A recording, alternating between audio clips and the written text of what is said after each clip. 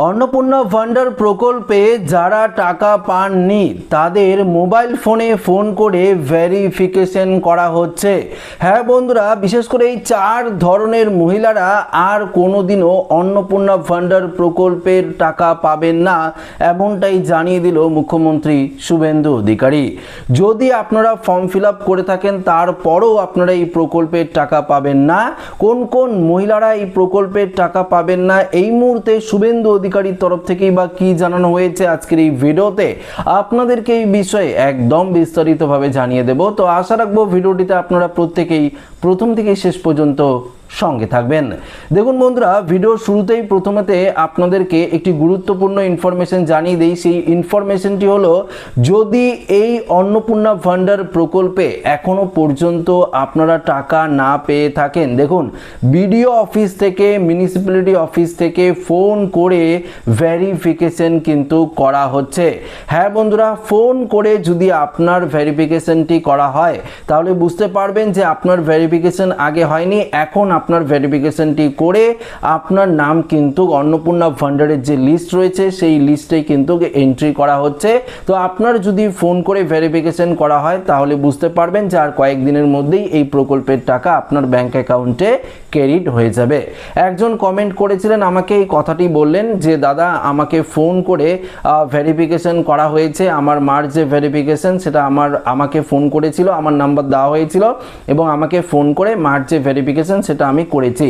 পাশাপাশি দেখুন আমাদের এলাকাতেও রয়েছে যেখানে ফোন করে এই ভেরিফিকেশন প্রক্রিয়া করা হয়েছে, কেননা আপনাদের হয়তো কোনো রকম ভুল ত্রুটি ছিল, ম্যানুয়ালি তারা রিভিউ করেছে, আবার সমস্ত কিছু স্ক্রুটিনি করে এই প্রকল্পের লিস্টে হয়তো আপনার নামটি এন্ট্রি করা হয়েছে।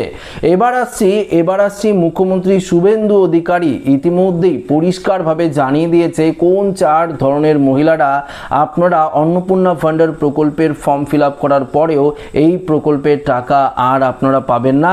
ইতিমধ্যেই কি জানিয়েছে মুখ্যমন্ত্রী সেটা আপনাদেরকে এই আপডেটে একদম স্পষ্টভাবে জানিয়ে দেব।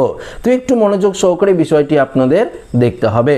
রাজ্যের মহিলাদের জন্য চালু হওয়া অন্নপূর্ণা ভান্ডার প্রকল্প নিয়ে এক অত্যন্ত গুরুত্বপূর্ণ ঘোষণা করলেন রাজ্যের মুখ্যমন্ত্রী শুভেন্দু অধিকারী।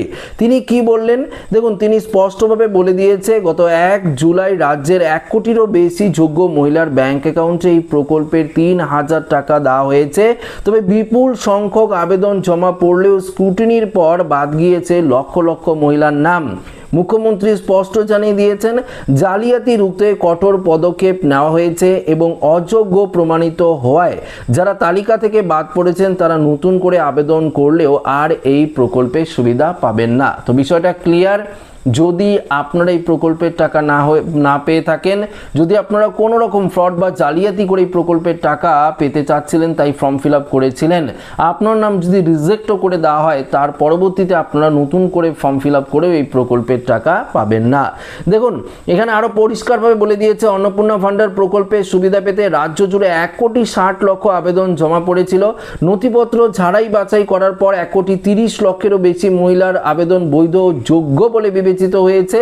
বৈধ উপভোক্তাদের মধ্যে প্রথম দফায় 1,09,00,000-এরও বেশি মহিলার ব্যাংক অ্যাকাউন্টে সফলভাবে টাকা পৌঁছে দেওয়া হয়েছে।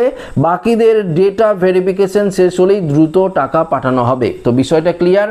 যারা টাকা পাননি, ডেটা ভেরিফিকেশন চলছে। এই যে বললাম আপনাদের ভিডিও শুরুতেই, ফোন করে ভেরিফিকেশন করা হচ্ছে অনেক ক্ষেত্রে, কিছু কিছু ক্ষেত্রে যদি দেখে যে কোনো রকম সমস্যা নেই ডাইরেক্ট ভেরিফিকেশন করে দেওয়া হচ্ছে। তো ডেটা ভেরিফিকেশন করার পরই বাকিরা এই প্রকল্পের টাকা পাবেন। যোগ্যতার শর্ত পূরণ না করতে পারায় এবং নথিতে অসঙ্গতি থাকায় প্রায় 28,00,000-এরও বেশি আবেদন সরাসরি বাতিল করে দেওয়া হয়েছে। মুখ্যমন্ত্রী শুভেন্দু অধিকারী জানান, পরবর্তী দেখুন এখানে পরিষ্কার বলেছে, পূর্ববর্তী অর্থাৎ আগে লক্ষ্মীর ভান্ডার প্রকল্পের মতো কোনো রকম দুর্নীতি বা বেনিয়ম এই প্রকল্পে কিন্তু মানা হবে না। যারা যোগ্য, একদম যারা যোগ্য তারাই এই প্রকল্পের টাকা পাবেন। স্ক্রুটিনি চলাকালীন দেখা গিয়েছে বাদ পড়া আবেদনগুলির মধ্যে 27,00,000-এর ক্ষেত্রে মারাত্মক অসঙ্গতি ধরা পড়েছে। দেখুন মেন কারণগুলো কি বলেছে।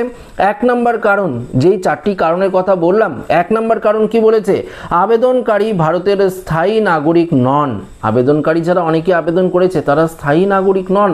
যখন স্ক্রুটিনি করা হয়েছে তখন তারা ধরা পড়েছেন। দ্বিতীয়ত বলেছে ভোটার তালিকায় নাম নেই অথবা ভুয়ো নাম ব্যবহার করা হয়েছে ফর্মের মধ্যে, তাই তাদের রিজেক্ট করে দেওয়া হয়েছে।